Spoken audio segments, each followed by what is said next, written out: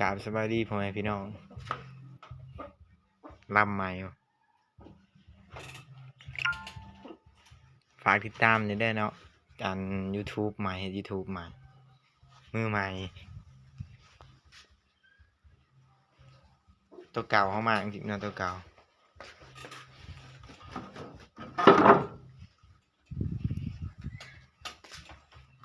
ย่างขอบ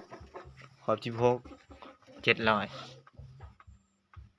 บางฝุ่นมีได้บางฝุ่นเด้อรถไถซิ่งลำใหม่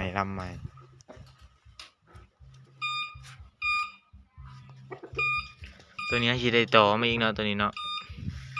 ใหม่พอ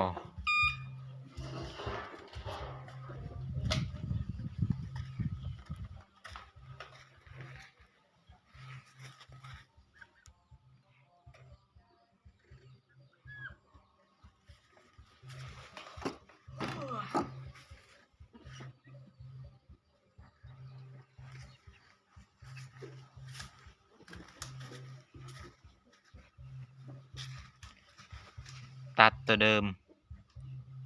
มาจอดใหม่